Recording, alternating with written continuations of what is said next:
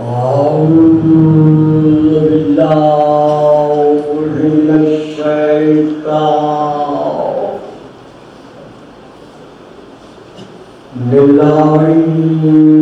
الرجيم.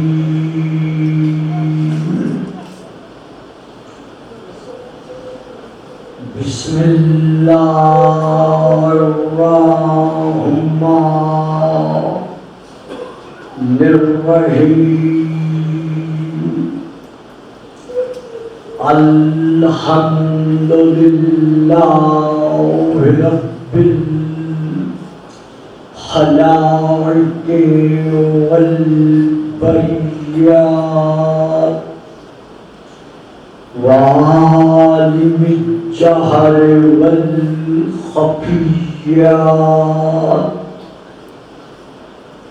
وبيده ملكوت الأرضين والسماوات. والصلاة والسلام على النبي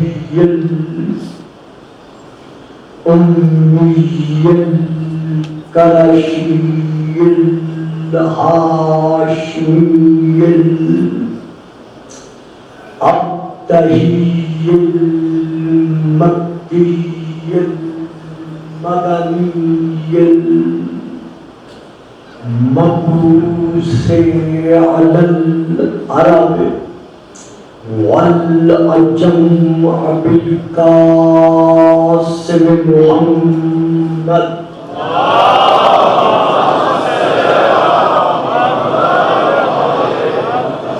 وعلى آله الطيبين الطاهرين الشاكرين الصابرين الراشدين المهديين. أما بعد فقد قال الله تبارك وتعالى في كتابه المجيد وفرقانه الحميد وقوله الحق فقل تعالوا ندعو أبناءنا وأبناءكم صلوات.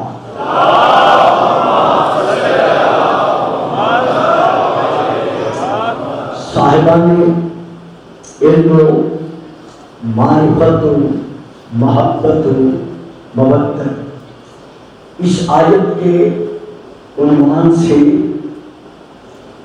شب اول سے لے کر آخر تک جہاں تک کچھ ممکن ہو سکا کچھ کلمات باعتبار تفسیر و حدیث و تاریخ آپ کے ذوق سماعت کی سپرد کیے گئے.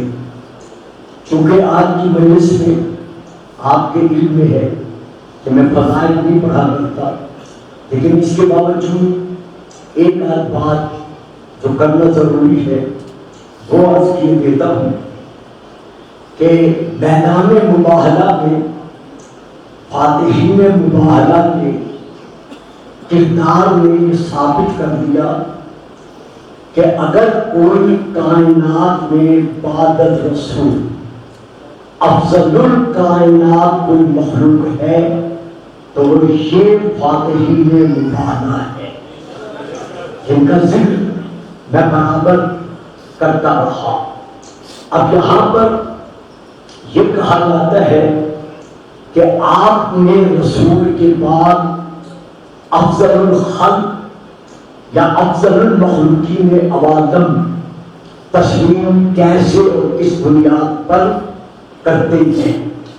ہمارے عقیدے کی جو بنیادی طور پر بنیاد ہے وہ قرآن، حدیث اور فرامین معصومین علیہ السلام ہیں.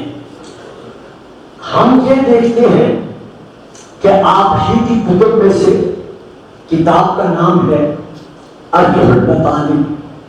حضرت علامہ عبید اللہ امرتسری بھی یہ کتاب ہے، اس میں انہوں نے لکھا ہے کہ رسول پاک نے حضرت علی سے ارشاد فرمایا، یا علیو اوتیتا ثلاثن لم یؤتہن احد ولا انا، اے علی اللہ کی طرف سے تجھے 3 فضیلتیں ایسی بخشی گئی ہیں کہ وہ فضیلتیں پوری کائنات میں نہ کسی اور کو ملی ہے، اور حد یہ ہے کہ وہ فضیلتیں خود مجھے بھی حاصل نہیں ہیں۔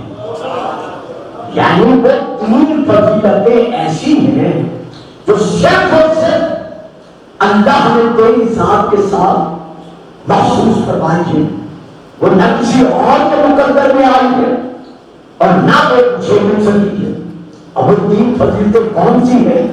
پہلی فضیلت اوتیتا سبلم مثلی ولم اوت انا مثلی، پہلی فضیلت یہ ہے کہ اے علی تجھے مجھ جیسا سسر حسن عطا کیا گیا، ایسا سسر نہ کسی اور کو ملا اور نہ ہی مجھے ملا۔ یہ ہے وہ پہلی فضیلت۔ اور دوسری فضیلت کیا ہے؟ آج میں تشریح نہیں کروں گا، اگر آپ ضرور پڑھتے ہوئے تو آپ کی بڑی مہربانی، ویسے میں تشریح نہیں کروں گا۔ وَأُوتِيتَ زَوْجَةً صِدِّيقَةً مِثْلَ ابْنَتِي وَلَمْ أُوتَ أَنَا مِثْلَهَا، اے علی جو اللہ کی طرف سے جو تجھے خصوصاً دوسری فضیلت عطا ہوئی ہے وہ یہ ہے کہ اللہ نے تجھے صدیقہ زوجہ میری بیٹی عطا فرمائی، اور ایسی زوجہ نہ کسی اور کو ملی ہے اور نہ مجھے ملی ہے۔ اب یہاں مجھے بیٹا کا سر اٹھانا، سر اٹھا کے بیٹھو بیٹا، سر اٹھا کے بیٹھو، سر اٹھا کے بیٹھو، ایسی زوجہ نہ کسی اور کو ملی ہے اور نہ مجھے ملی ہے۔ اب اس میں اس جز حدیث میں رسول نے بیٹی کا ذکر کیا ہے، نام کا ذکر نہیں کیا، یعنی اوتیتا زوجتن صدیقۃ مثل ابنتی، کہ میری بیٹی جیسی تجھے صدیقہ زوجہ عطا کی گئی ہے، اور ایسی زوجہ نہ کسی اور کو ملی ہے اور نہ مجھے ملی ہے۔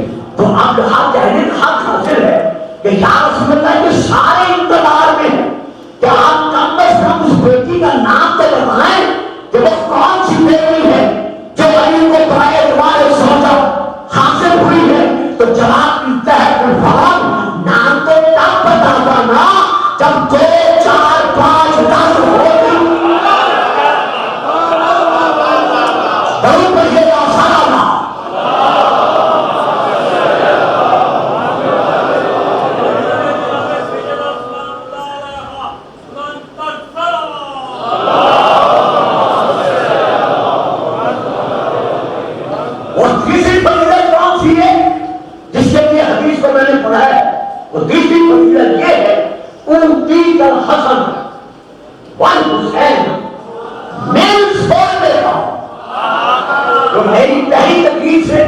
مسلسل تقریر سنتے چلے آ رہے ہیں، ان کے ذہنوں میں یہ نتیجہ آ گیا ہوگا جو میں عرض کر رہا ہوں کہ اے علی تجھے اوتیتا صرف تجھے عطا کیے گئے حسن اور حسین جیسے بیٹے میرے سول بیٹا جو تیرے سول سے ہیں، اور ایسے بیٹے نہ مجھے عطا کیے گئے ہیں نہ کسی اور کو عطا کیے گئے ہیں، لیکن مجھ محمد کے لیے یہ مقام افتخار ہے، یہ مقام فخر ہے۔ وَلَٰكِنَّكُم مِّنِّي وَأَنَا مِنكُم، کہ تم مجھ میں سے ہو اور میں محمد تم میں سے۔ درود پڑھیں سارا۔ ہاں تھکے ہوئے تو آپ ہیں ماشاءاللہ، لیکن ثواب کی منزل معراج پر آپ فائز ہیں، ذرا مل کے درود پڑھیے گا سارا۔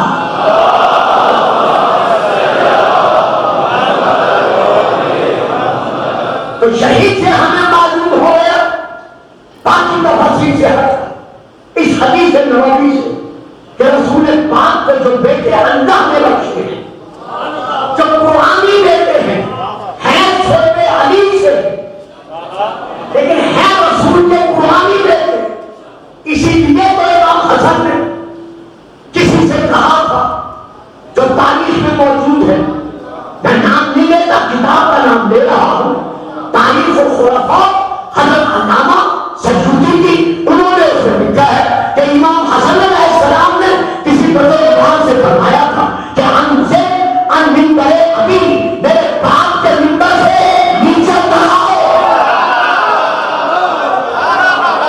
تو جب امام نے ان سے کہا کہ میرے باپ کے منبر سے نیچے اتراؤ، سبحان اللہ، وہ خفا نہیں ہوئے، ناراض نہیں ہوئے. حسن کے ہاتھ میں کوئی لفظ نہیں کیا، بلکہ ان کا منہ صاف سنا اور سن کر کہا بے شک یہ آپ ہی کے باپ کا منبر ہے. معلوم ہوا قرآن سے بھی ثابت، حدیث سے بھی ثابت اور تاریخ سے بھی ثابت. اب ذرا اور آگے بڑھتے ہیں. امام حسین علیہ السلام نے ایک اور بزرگوار سے یہی فرمایا تھا، یہ بھی تاریخ الخلفاء میں ہے کہ آپ نے فرمایا انزل، وہاں ہے ان مجلس ہے، یہاں ہے ان منبر ہے، میرے باپ کے منبر سے نیچے اتر آؤ. لیکن یہاں انہوں نے بڑا اچھا جملہ ادا کیا ہے جو تاریخ میں سنہرے حروف کے ساتھ لکھا چلا آ رہا ہے. آپ نے بجائے خفا ہونے کے حسین کا منہ سر جھوما اور جھوم کر کہا بے شک یہ آپ کے باپ کا منبر ہے، میرے باپ کا تو کوئی منبر ہی نہیں ہے.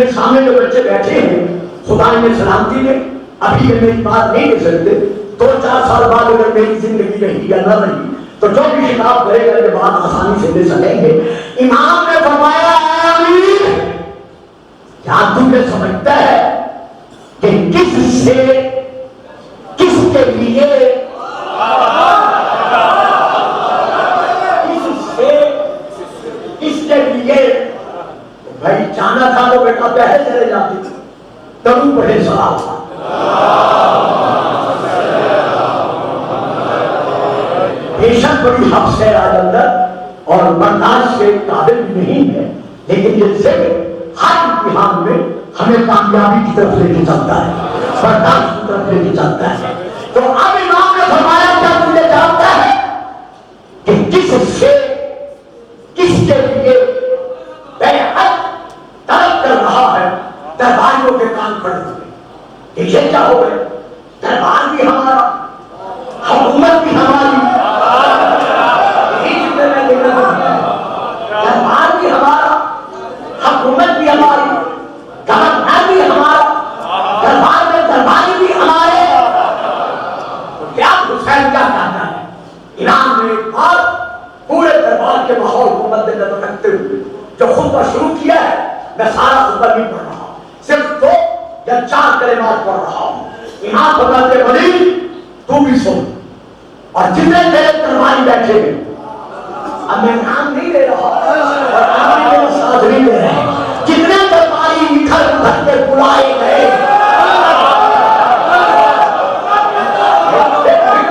فکرہ سنیں کہ میں نے کیا دیا ہے، سوا 2-4 کے کوئی نہیں بولا، میں نے فکرہ دیا ہے کہ تو بھی سن، اور تیرے 2 درباری جو مدینے سے نکالے گئے تھے اور پھر بلائے گئے،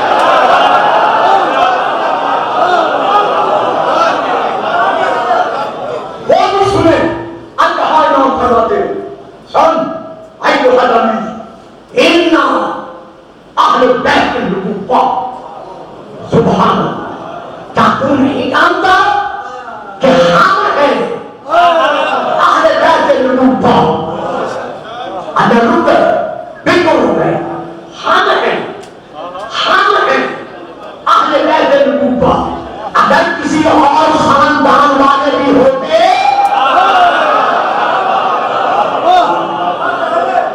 اگر کسی اور قبیلے قبائل والے بھی ہوتے تو فوراً کھڑے ہو جاتے، دربار میں شور مچا دیتے کہ حسین اکیلے تم یا تمہارا گھرانہ اہل بیت النبوہ نہیں ہے، بلکہ ہم بھی ہیں، یہ بھی ہیں، وہ بھی ہیں۔ ان کا چپ رہنا اس بات کی دلیل ہے کہ اپنے آپ کو نبی کا اپنا ظاہر کرنا یہ اور بات ہے، اور اللہ کی طرف سے نبی کا اپنا بن کے آنا۔ دم بجے کا سلام،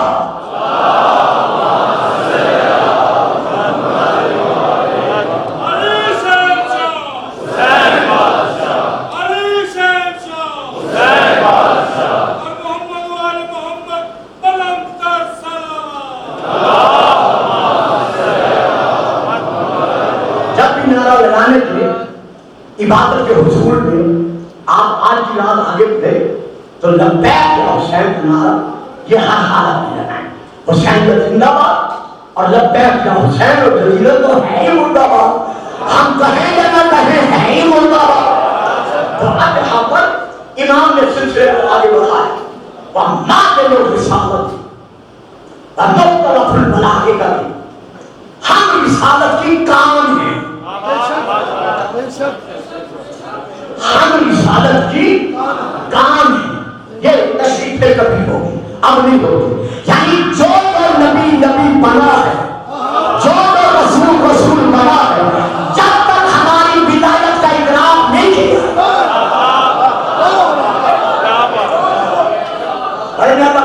ہم نبوت کی کام ہے، ہم رسالت کی کام ہے، مختلف الملائکہ، اور ملائکہ کے آنے جانے کے لیے اگر فرش پر ان کی کوئی طواف کا ہے، بڑا فکرہ ہے، میں کیا کروں یہ بچے نہیں دے سکتے، اگر فرش پر ملائکہ کے لیے کوئی طواف کا ہے تو وہ ہمارا محل ہے کہ جہاں کبھی دھرتی بننے آتے ہیں، کبھی جھولا جھلانے آتے ہیں، کبھی جنت سے ویزا لینے آتے ہیں۔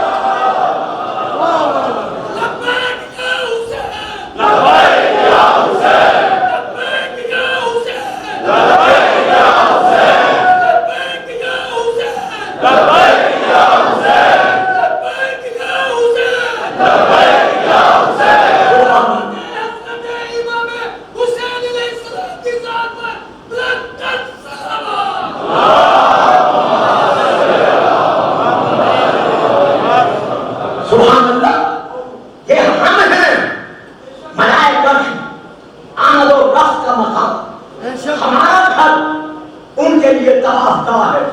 تم کعبے کا طواف کرتے ہو, وہ ہمارے گھر کا طواف ہے. اس کی تشریح پہ کبھی عرض کر سکوں گا, اس وقت میں نہیں لینا چاہتا. اس کے بعد امام جو اگلا فکرہ ارشاد فرمایا ہے, سبحان اللہ, فَبِنَا فَتَحَ اللَّهُ وَبِنَا يَحْكِمُ اللَّهُ. کیا ہے بنی اے درباریوں, تمہیں علم نہیں ہے کہ اللہ نے کائنات کا آغاز ہم سے کیا ہے.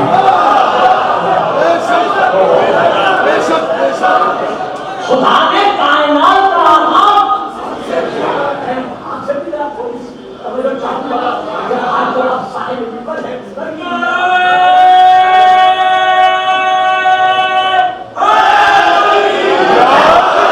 بڑی دعائیں دے دی ان کے لیے, کیونکہ مدارس کے اعتبار سے جو روحانی اطلاع دیتے ہیں یہ ان کا اپنا حصہ ہے, خدا ان کے لیے ہمیشہ قائم رکھے. تو آپ فرماتے ہیں بنا فتح اللہ, اللہ نے کائنات کا ہم سے کیا ہے. اول ما خلق اللہ نوری خلقت انا عزیزا من نور الواحد. امرنا محمد بعثنا محمد بعثنا محمد فكلنا محمد. میرے سامعین, میرا نہیں ہے, مولا کا ہے, ذرا اسے انتہائی توجہ سے سماعت فرمائیے گا. فرماتے ہیں ربنا یقدر اللہ, اور اس کائنات کا اختتام, اس کا انجام ہم پر ہوگا جب تک ہمارا مہدی نہیں آئے گا.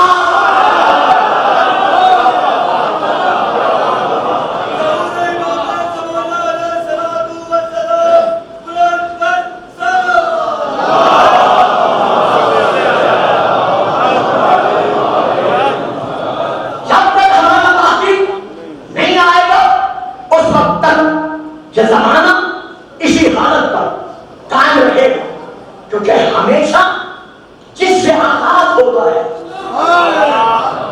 یعنی دست کی جب سے آغاز ہوتا ہے.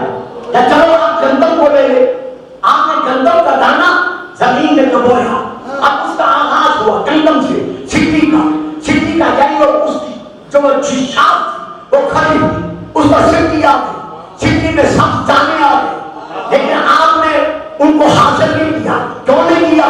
جواب ملا جب تک وہی شکل نہیں آئے گی, جب تک وہی ذائقہ نہیں آئے گا, جب تک کوئی خوشبو نہیں آئے گی, یہ دانا حاصل نہیں کیا جا سکتا. تو آنے والا آخری محمد وہی ہوگا, وہی خوشبو, وہی بو, وہی سیرت, وہی صورت.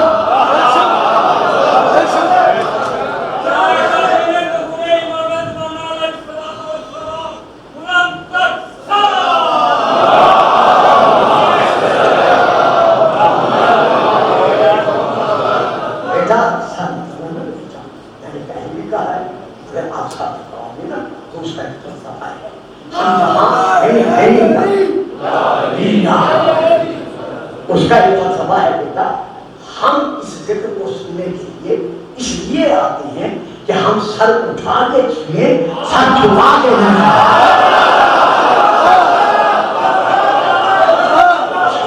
دھرم بتے ہو سلام.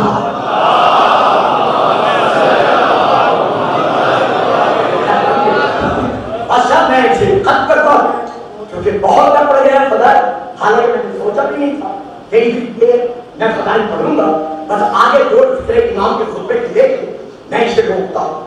امام فرماتے ہیں اے بنی تم بھی سو اور تیرے درباری بھی سنے, جس کے لیے مجھ سے تو بیعت طلب کر رہا ہے اسے جانتا ہے وہ کون ہے. وَيَزِيدُ رَجُلٌ فَاسِقٌ. آپ نے دور کا, آپ نے زمانے کا فاسق ترین انسان یزید ہے, شارب الخمر, اور وہ شراب پینے والا ہے, شراب پیتا ہے. آج کا دن کے وکلا کھڑے ہو اس کے تصویریں پڑھنے شروع کر دیتے ہیں, تم کوئی نتیجہ دیتے ہو, تم کوئی رسول کا خون ہو.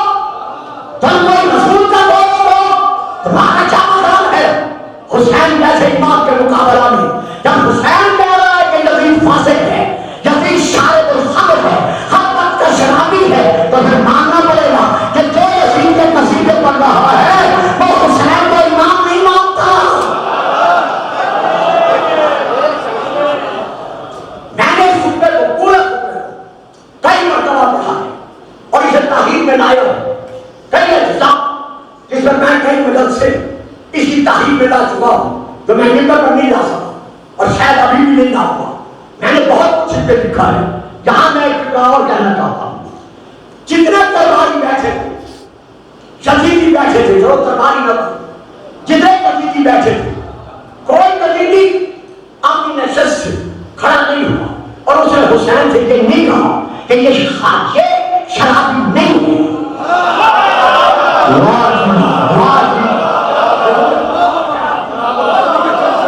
بڑی مہربانی جو چپ کر گئے, آپ کے خاموشی کی بھی مہربانی. یعنی یزیدیوں میں سے کوئی کھڑا نہیں ہوا, کسی نے کھڑے ہو کر یہ نہیں کہا کہ حسین یزید فاسق نہیں ہے, یزید شرابی نہیں ہے. امام کا کربلا کہنا اور یزیدیوں کا چپ کر جانا اس بات کی دلیل ہے کہ آپ نے بھی مانتے تھے کہ شرابی ہے.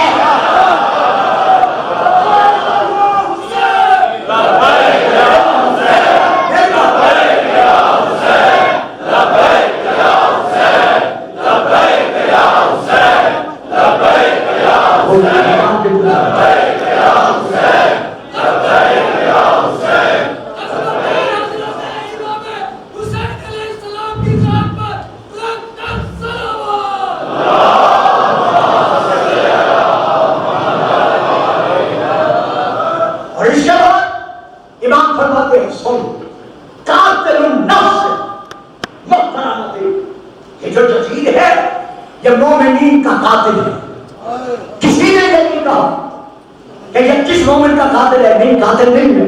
اب قرآن کا کیا فیصلہ ہے؟ وَمَنْ يَقْتُلْ مُؤْمِنًا مُتَعَمِّدًا فَجَزَاؤُهُ جَهَنَّمُ. جو ایک مومن کو عمدن جان بوجھ کر ضد کی وجہ سے یا حسد کی وجہ سے یا لعنت کی وجہ سے قتل کر دے, اس کی سزا جہنم ہے. بڑے دربار میں امام نے اس کو جہنمی ثابت کیا. واجب کمال ہے. بڑے بڑے دربار میں امام نے یزید کو جہنمی ثابت کیا, تو جب اس کے درباری اس کو یزید کو جنتی نہیں بنوا سکے, تو آج تو یزید کے یزدخان کے کھائے ہوئے ٹکڑوں پر بننے والا یزید کو رضی اللہ کیسے بنوا سکتا ہے؟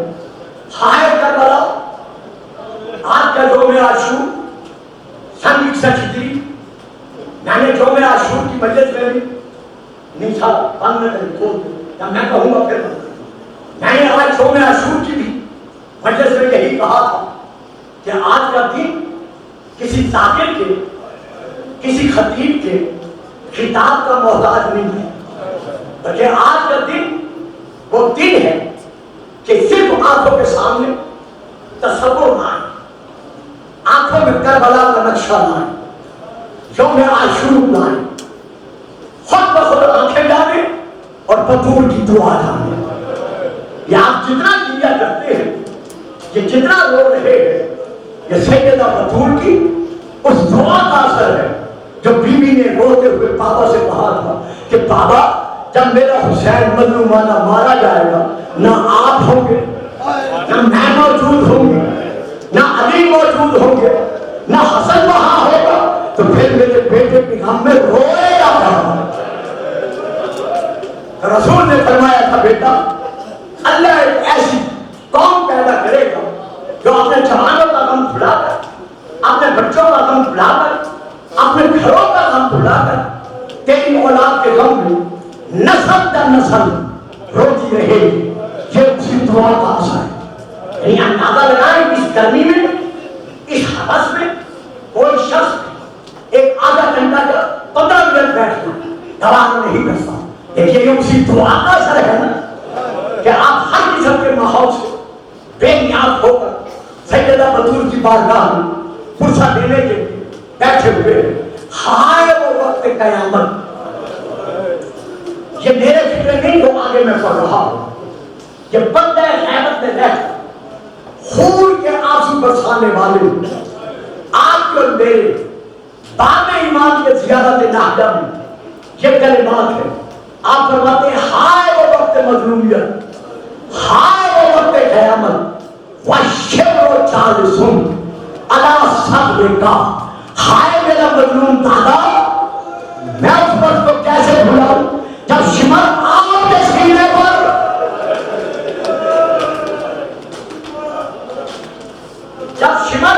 کے سینے پر بیٹھا ہوا بختاب تم شہوت کا بجد ہی اور اپنے ہاتھ کے ساتھ اس نے آپ کی ریش مقدس کو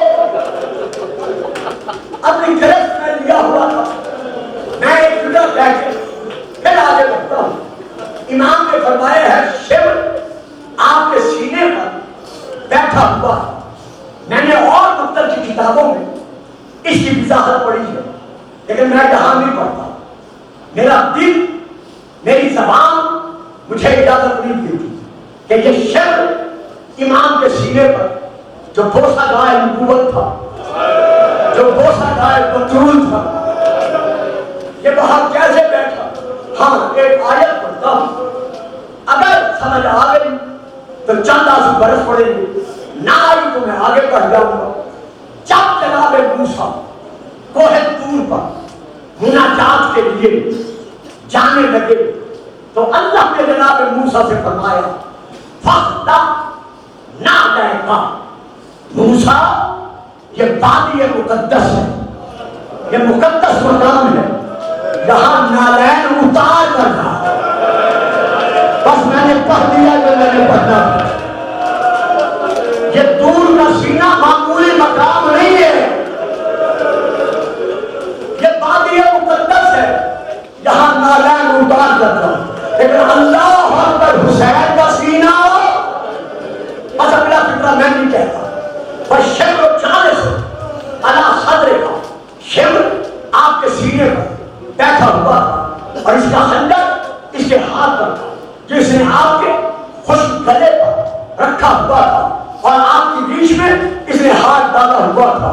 بلغنا من الخدور ہوائے نبی زادیاں، علی و بطول کی شادابیاں، اسمار باپ بیویاں، یہ منظر دیکھ کر یکدم 64 بیویاں اور چھوٹے چھوٹے بچے روتے ہوئے منہ سے گھستے ہوئے خیام سے باہر آئے. جب حسین کے قریب آ کر انہوں نے احاطہ کیا، اتنا ظلم ہوا کہ تمام بیویاں اور تمام بچے پرس گئے. لیکن سیدہ زینب اور سیدہ سکینہ اپنے مقام پر قائم رہی. بیوی کو قبلہ زینبیہ پہ جانا پڑا، سکینہ کے لیے حسین کو کہنا پڑا بیٹی سکینہ چلی جا، بیٹی چلی جا مجھے چھوڑ کر. میں اپنی آنکھوں کے سامنے تجھے تماچے کھاتے نہیں دیکھ سکتا. اور آن والے جب سکینہ چلی تو کس انداز میں چلی؟ بڑے سکون سے پڑھو، بڑے سکون سے. کس انداز میں چلی؟ آنکھوں میں آنسو ہے، بابا کی طرف رخ ہے، خیال کی طرف جا رہی ہے، الٹے پاؤں جا رہی ہے، رخ نہیں پھیرا، ایک بابا کو رہی ہے. حسین کی گردن پر پہلی ضرب چلی، تیسری چوتھی چلی، ساتویں آٹھویں چلی. ہائے اولاد والو، جب بارہویں ضرب چلی اور حسین کا سر دم سے جدا ہوا، شبر ملعون نے حسین کی زلفوں میں زور بڑا ہاتھ ڈالا. جب ہاتھ ڈالا اب سکینہ سے برداشت نہ ہوا، تب اپنا توڑی حیمت کی طرف آؤ بے قدرہ بیویوں میں لٹ گئی. آج کی رونے کی رات ہے، عزاداری کی رات ہے. ہائے میرا بابا مارا گیا، ہائے میں یتیم بن گئی.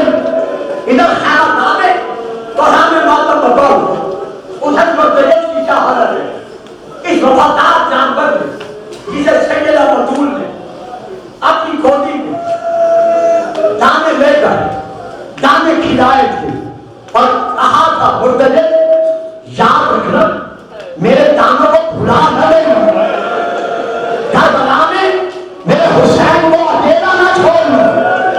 اس مرتضی نے وفا کا دامن نہیں چھوڑا، حسین کی لاش کے گرد گرد اسے تباہ کیا، ایسے رو رہا تھا جیسے پوری ماں اپنے جوان بیٹے کے لاشے پہ روتی ہے۔ حسین کے قدموں پر آ کے سر رکھا، قدموں کا بوسہ دے کر حسین کا خون اپنی پیشانی پہ بنا، اپنے چہرے پہ بنا، پھر ہلاتا ہوا یعنی اپنی آواز میں روتا ہوا یہ خیمہ گاہ کی طرف بڑھا۔ جب روتا ہوا بڑھا جیسے خیمہ گاہ کے قریب پہنچا، میں نے اکثر دیکھا ہے، اب بھی دیکھتا ہوں، بچپن سے دیکھ رہا ہوں، جہاں شبیعت الجزا برآمد ہوتی ہے ہمارے نوجوان ہمارے مرد اس کی شبیہ کو کرتے ہیں، لیکن میں ہاتھ باندھ کر کہا کرتا ہوں کہ ذرا آپ کربلا میں دیکھو سب سے پہلے زلزلہ کی بات کس نے پکڑی، زلزلہ کی بات کو کس نے سنبھالا؟ جیسے وہ روتا ہوا دروازے پہ آیا سب سے پہلے حسین کے سینے پہ سونے والی تازہ یتیم بچی سکینہ بڑھی وہ کی بات میں ہاتھ ڈالا۔ سنو گے جنرا رونے والے گھبرانا نہیں ہے، ہاتھ ڈال کر سکینہ نے جو پہلا فکر ادا کیا ہے وہ نہیں تھا مرتضی تو میرے بابا کی شہادت پر ایسی گواہ ہے، مجھے بتا کسی نے میرے بابا کو پانی بھی پلایا تھا۔ ہائے حسین، ہائے حسین، ہے حسین، ہے حسین، جن کے سینے پر ہاتھ مارنا ماتم کرنا جائز ہے حسین۔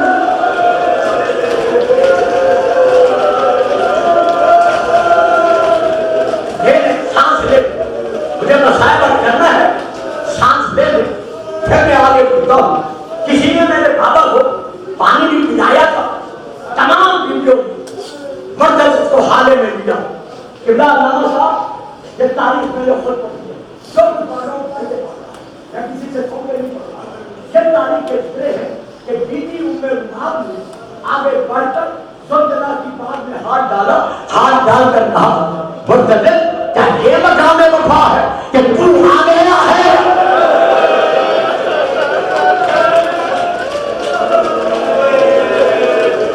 زہرا کا لال نہیں آیا، بطول کا بیٹا نہیں آیا، ایک بڑھانے ماتم بپا ہوا۔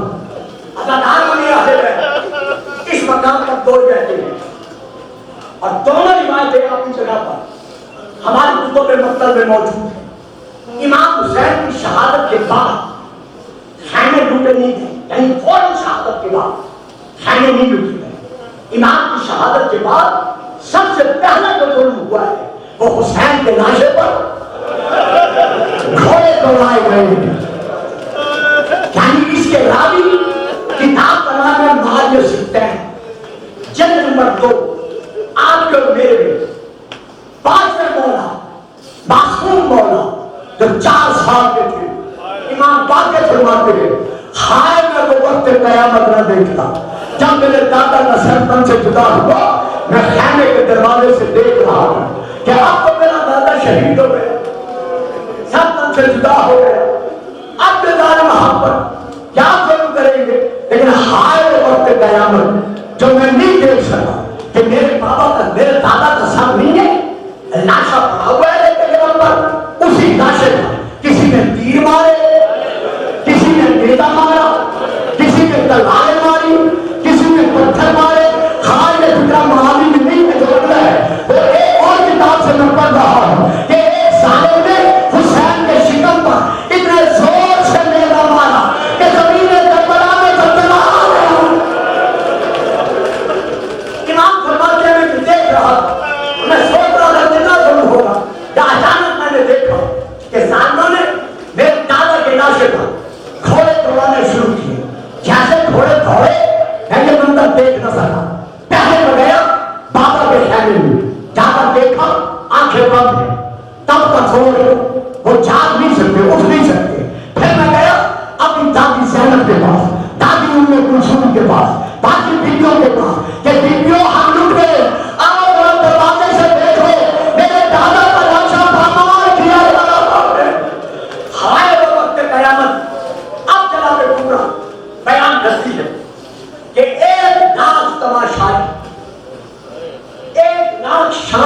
کوفی حسین کی شہادت کے بعد انوکھے انداز میں ہمیں پرسہ دینے کے لیے آئی. میں نے لفظ پرسہ ادا کیا. انوکھے انداز ہمیں پرسہ دینے کے لیے آئے. آگے دروازے پہ رکے یا شمر مرون چیخ کر رہا اور شامیوں اور کوفیوں اب کس کے ڈر سے رک گئے؟ نہیں کا عباس ہے،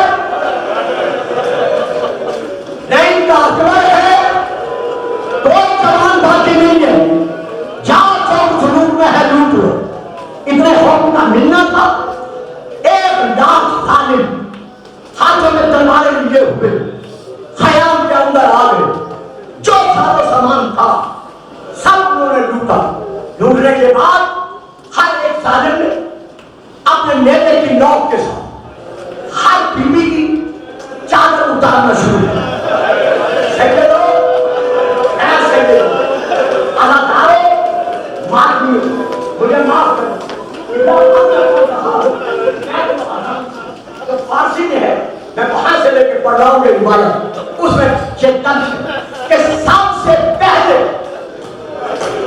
جو بیوی لوٹی گئی ہے وہ علی و بطول کی بیٹی سیدہ زینب ہے. اللہ ہو اللہ ہو. میں پھر یہ فکر کہتا ہوں سب سے پہلے جو بیوی لوٹی گئی ہے وہ سیدہ سلام اللہ زینب. ظالم آگے بڑھا، بیوی کو نیزہ مارا، نیزہ مار کر چادر اتارنے کی کوشش کی. کیسے کوشش کی؟ بیوی نے دونوں ہاتھوں سے اپنی چادر کو پکڑ لیا. اس ظالم نے اتنے نیزے مارے، اتنے تالیاں مارے کہ چادر تار تار ہو گئی. جس فکرے کے لیے میں نے معافی مانگی تھی میرا پاگا والا پکڑے میں بیٹھ کر یہ وسائل سن رہے تھے. میرا ایمان میں ان کو گواہ بنا کر یہ فکر کہہ رہا ہوں کہ ابھی چادر لٹی ہی تھی، سیدہ زخمی ہوئی تھی یا اس ظالم کی بیوی کے کتے پر نظر پڑ گئی. بس اب میں نہیں پڑھ سکتا. اگر میں پڑھ دوں تو آپ سن نہیں سکیں گے.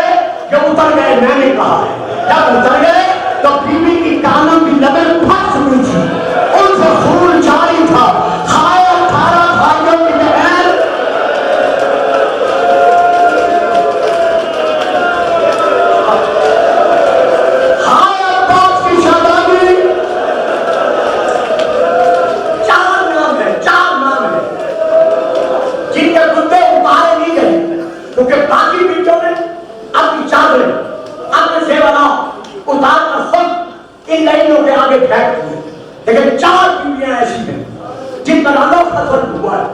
ایک سیدہ زینب، ایک بیوی ام کلثوم، ایک حسین کی تازہ یتیم بچی سیدہ فاطمہ کبریٰ. بیوی فرماتی ہے ایک ظالم میرے پیچھے دوڑا، میں ڈر کے دوڑ ابھی میں دوڑی تھی جب ظالم نے میرے شانوں پر میری کمر پر زور سے نیزہ مارا. اور لوگوں کیا علی کی بیٹیاں اسی لیے تھی؟ کیا نبی کا گھرانہ اسی لیے تھا؟ کیا کلمہ اسی لیے پڑھا تھا؟ اور ظالم نے نیزہ مارا، نیزے کا لگنا تھا.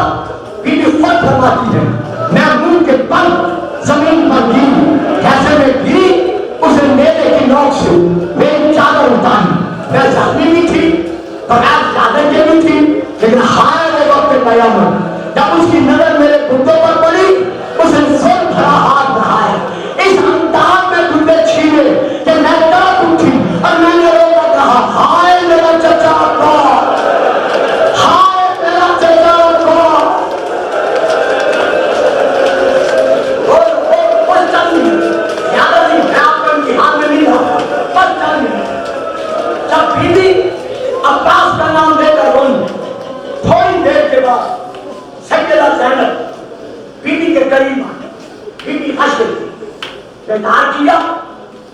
اٹھایا, اپنی گودی میں رکھا, پیشانی پر ہاتھ رکھ کر رو کر کہا, کبرا کبرا آنکھیں کھول.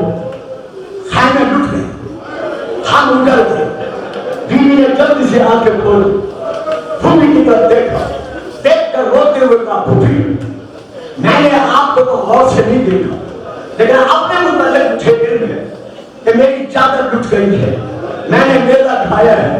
پھوپھی میں حسین جیسے امام کی بیٹی ہوں, زین العابدین جیسے امام کی بہن ہوں, باقر جیسے امام کی پھوپھی ہوں.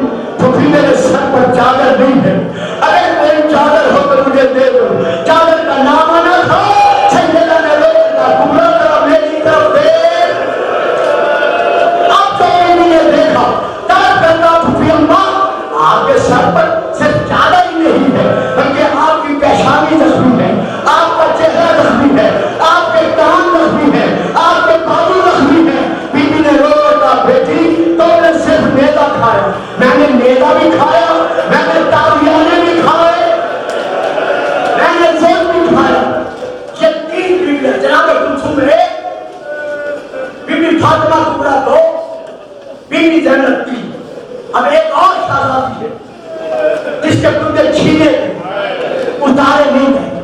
آپ سمجھ گئے ہوں گے جب خیموں کو آگ لگی, حسین کی 4 سالہ سکینہ روتی ہوئی جب خیام سے نکلی, دامن میں آگ لگی ہوئی ہے, سامنے شمر نظر آئے. بچی روک کر کہتی ہے, یا شیخ ہاں رہتا ابھی کہیں میرے بابا کو بھی دیکھا ہے. جب کہا نا میرے بابا کو دیکھا ہے, اس ظالم نے بچی کی طرف دیکھا, دیکھ کر کہتا ہے, انتے سکینہ کو بنت الحسین, کیا تو حسین کی بیٹی سکینہ ہے. بچی نے سمجھا شاید ان پہ رحم کھائے گا. واقعہ آپ کے ذہنوں میں میرے پڑھنے کی ضرورت نہیں ہے. جیسے بچے نے کہا, ہاں میں حسین کے سینے پہ سونے والی سکینہ ہوں, اور چھوٹے چھوٹی اولادیں رکھنے والوں شمر کا ایک ہاتھ. بچی کی زلفوں میں آیا, تو میرے خواب سے ایسا تماچا مارا. بچی طرف اٹھی, آواز دے کے کہتی ہے, بابا پکڑ لو, پکڑ لو بچے کو, پکڑ لو بچے کو, پکڑ لو.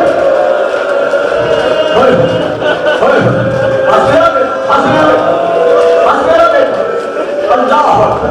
1400 سال کے بعد, 1400 سال کے بعد آپ سن برداشت نہیں کر سکتے. طرف کا بابا ذرا دیکھو, میں تماشے کھا رہی ہوں. ہائے وقت قیامت جب ہر طرف خیمے جلنے کے بعد اندھیرا ہی اندھیرا تھا, کوئی روشنی نہیں تھی. تمام جھاڑے آپ پتے رکھے, کاموں آپ رکھے, اس کی ضرورت نہیں ہے. آج روزہ رسول کا چراغ بجھا ہوا ہے, آج بچوں کے گھر کا چراغ بجھا ہوا ہے, آج فاطمہ سنا نانا کے مقصد پر رو رو کے کہہ رہی ہے, نانا نانا میرا بابا کہاں گیا.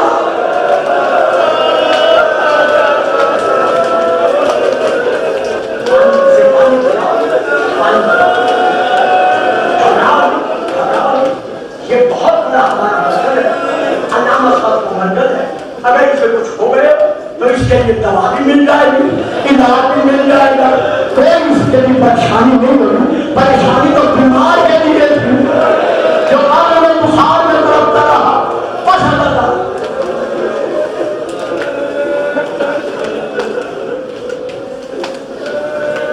اچھا نہیں پڑتا مسئلہ. بیٹا بیٹھ جاؤ نا, بیٹا بیٹھ جاؤ نا, نہیں پڑتا مسئلہ. بس ایک آخری جملہ سن لو, اسی پہ ختم کرتا ہوں. ہائے شام غریب, ہائے کربلا, جب خیمے چلے بچیاں اور بیٹے جن کو آگ لگی تھی دامن میں, وہ سب میدان میں دوڑے. جب دوڑے اور خیموں کی آگ بجھ گئی تو سیدہ زینب بہن میں کلثوم سے کہا کہ بہن, بھیا نے وصیت کی تھی کہ میری شہادت کے بعد میرے یتیم بچوں کا خیال کرنا. جب آگ لگی ہے, کچھ بچوں کے دامن کو آگ لگ گئی ہے جو خیمے سے نکل کر چلے گئے. آؤ انہیں تلاش کریں, نہیں پڑتا مسائل, اور تو پھر سن لو, آؤ انہیں تلاش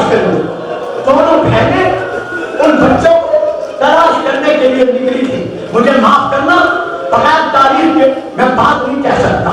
اب تاریخ کے یہ فکرے ہیں. 3 شہزادیاں تھیں. پھر پڑھتا ہوں. 3 شہزادیاں تھیں. 2 امام حسن کی یتیم بیٹیاں تھیں اور ایک ان میں جناب مسلم بن عقیل کی شہزادی تھی. 3 شہزادیاں تھیں. 2 شہزادے تھے جن کے دامن کو آگ لگی سکینہ نے بنایا. جب یہ باہر دوڑے تو اب بیوی نے کہا بہن کلثوم سے کہ یہ بچے مل نہیں رہے, آؤ انہیں تلاش کر. میں 2 کتابوں کے نام دے رہا ہوں, ایک مظلومہ کربلا اور ایک جو نام لے رہا ہوں الدمۃ الصادقہ. ان دونوں میں درج ہے جب بیویاں تلاش کرنے کے لیے نکلی, ہائے ہونے والوں, سجدہ نے ایک ٹیلے کے قریب